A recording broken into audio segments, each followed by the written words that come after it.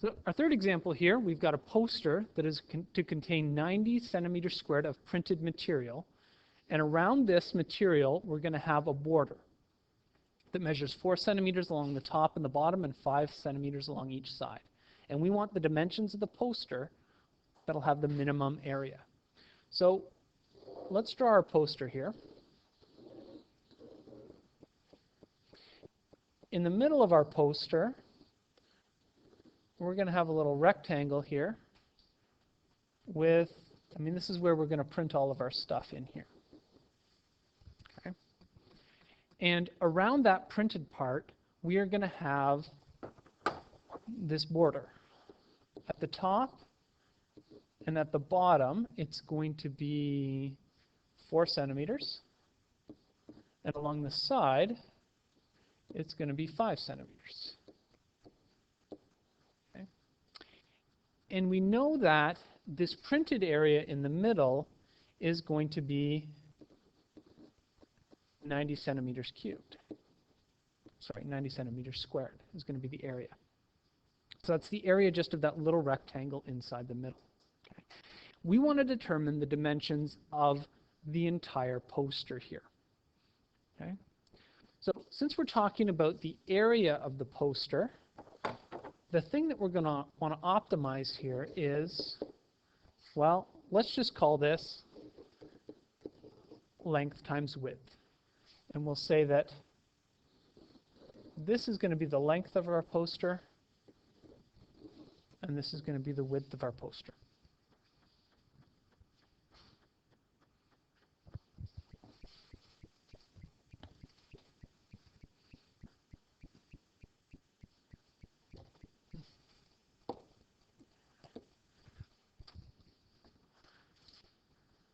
Now, we need to somehow incorporate all this information here. Here's the trick with the poster questions. Okay, we've got our length and our width. Those are sort of variables for our outside dimensions. We also want variables for this tiny little rectangle that we have in the middle. So let's call them x for the width of this, and we'll just use y for the height of this. Okay, just of that inner rectangle there. Okay. And what we want to do is we want to start working with x and y and find out how they relate to our length and our width here. Okay. So what do we know about x and y? We know our area is 90 centimeters squared, so that's telling us that x times y is 90. Okay. How do x and y relate to length and width? Well, if we look at our total width, length here, okay, which is all the way from the top to the bottom, we've got 4 centimeters at the top, then we've got y, and then we've got another 4 centimeters at the bottom. So the length has to be 4 plus y plus another 4 down at the bottom, or y plus 8. We can do the same thing for our width. Our width is going to be the width of the inner part, x, with 5 centimeters on each side, or x plus 10. Okay. So now we can change our expression for the area here in terms of length and width and put it in terms of x and y. Okay. So instead of length times width, we can make this y plus 8 times x plus 10. Okay.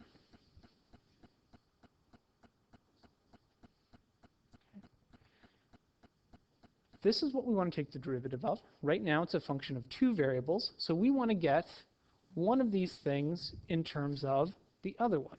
So we can go back to this relationship we have up here, x times y equals 90, to get that y is 90 divided by x. So let's sub that in down here. 90 divided by x plus 8 times x plus 10 is going to be the function that we want to optimize. Now, Are there any restrictions that we can place on either x or y? Not much. We do know that they have to be greater than 0, okay, because these are going to be real-world dimensions. Okay. So let's start optimizing here. We've got our area function. Let's just rewrite it as by expanding this out. So we'll get 90 plus 900 over x plus 8x plus 80.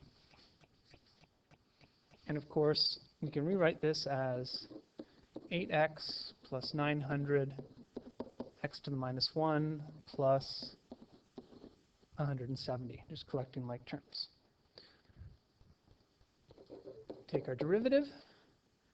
So 8 is going to be 8 minus, sorry, that negative 1 comes down and we get negative 900 x to the negative 2. Set it equal to 0, and we want to solve. So we'll get 8 equals 900 divided by x squared. Okay. Cross multiply, so x squared is going to be 900 divided by 8. And we can solve this. Just punch it into our calculator, and we know that this has positive and negative solutions, but we only want the positive one because, again, x has to be positive. So I think the answer that we get here is 112.5, just punching that in. Sorry, that's x squared. So x is going to equal 10 point, whatever, 6. 10.6. Okay. So what should we do next? We've got our derivative, we've got our value of x. Are we looking for a maximum or a minimum here? We're looking for a minimum. So let's make sure we actually have a minimum here. Second derivative test here, a double primed is going to be 1800 x to the negative 3. So if we evaluate this at 10.6, we get 1800 divided by 10.6 cubed, which, because everything in there is positive, is going to be positive. So if this is positive, we're going to have a local minimum, just like we want. Okay, so we've got our value of x. We know it corresponds to a local minimum. What do we actually need to find in order to answer the question here? We've got our value of x. We can find our value of y, but what the question is asking us for are the dimensions of the poster. So we have to go back, and in our original question, when we were setting this up, the dimensions of the poster are the length and the width. So we've got to figure out what our length and our width are. So let's first figure out what y is. Y is 90 divided by 10.6. So that gives us, what does that give us? Austin's going to divide that for me here.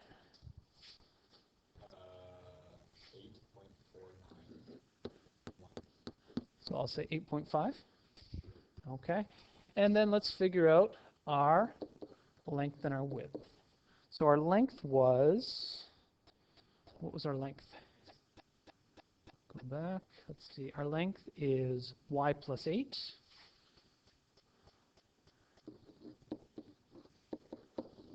So 16.5. And our width was x plus 10. So our x value here is 10.6. Plus 10 is 20.6. So sum it all up. The poster